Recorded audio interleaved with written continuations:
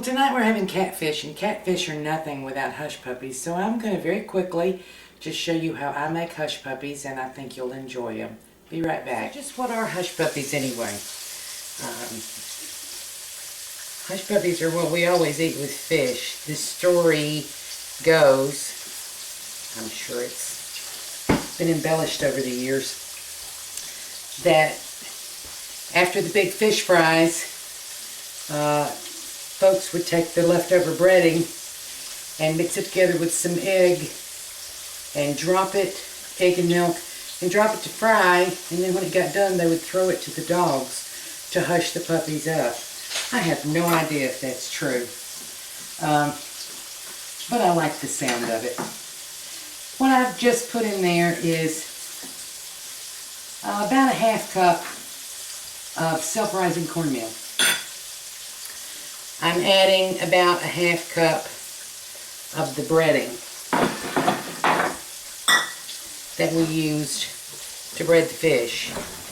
Now, if you use cornmeal breading, you don't have to add anything. You can just sift out a little bit of the breading and use it to make hush puppies. Then I'm going to add 1 egg.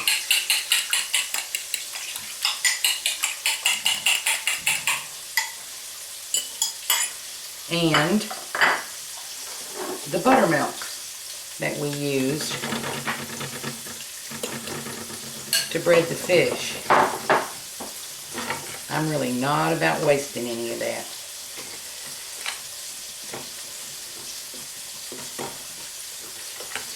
Now, how thick do you make this? Because I'm giving you really rough measurements. This is about the consistency of mashed potatoes. That's what you're looking for. So,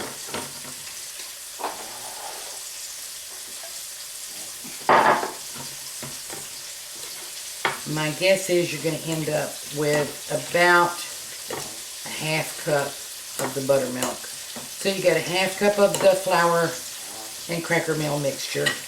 You've got a half cup of cornmeal mix, cornmeal, self-rising cornmeal by the way, 1 egg, and it's going to be about a half to 3/4 of a cup of buttermilk. And then we're going to add some fairly finely chopped onions. See, it's a little stiffer than I want it. A little more of the buttermilk.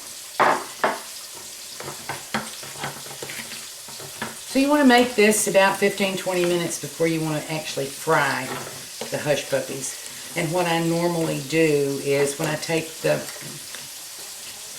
catfish or whatever kind of fish that I'm cooking out, I use the same fat, the same oil or lard, whatever I'm using at the time. We're going to let this sit for a little bit and it'll rise. And the reason you do that is because it needs to rise a little bit to get some lightness. Otherwise, you'll have very dense hush puppies. We'll be back. What we have here is the pan where we just finished frying catfish. And I have here the hush puppies that we made up a few minutes ago. I don't know if you can tell that they have risen. They get very puffy. And you can see when I put my spoon in that they have risen. So I do hush puppies with a tablespoon. If you have a nice little scoop, you can do that. And I cook them right in the same fat where I cooked the fish.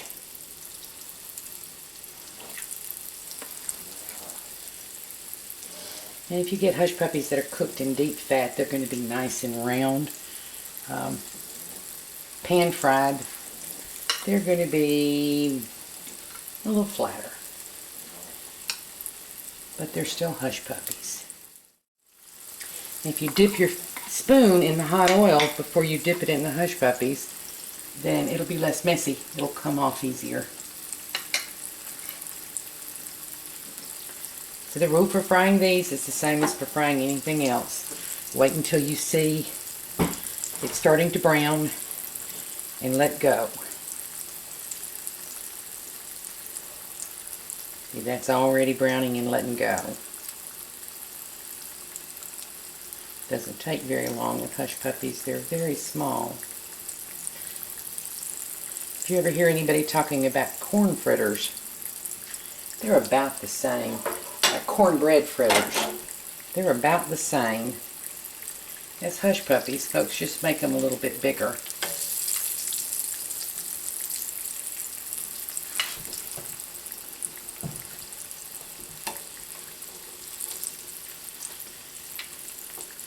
You see, that didn't take long at all.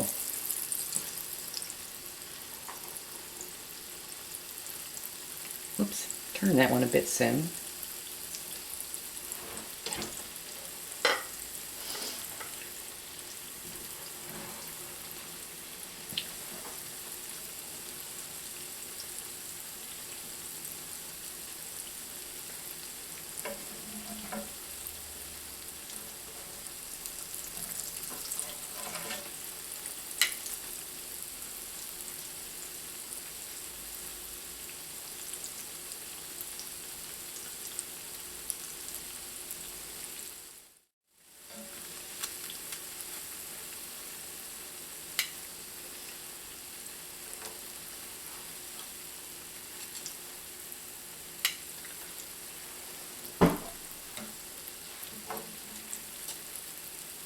Okay, this one's done.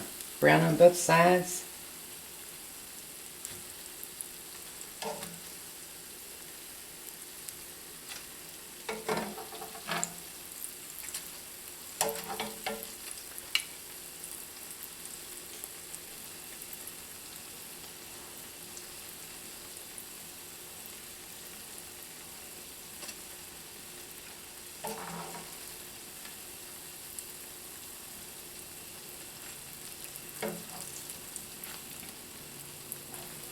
Gonna let those last two cook just a bit more.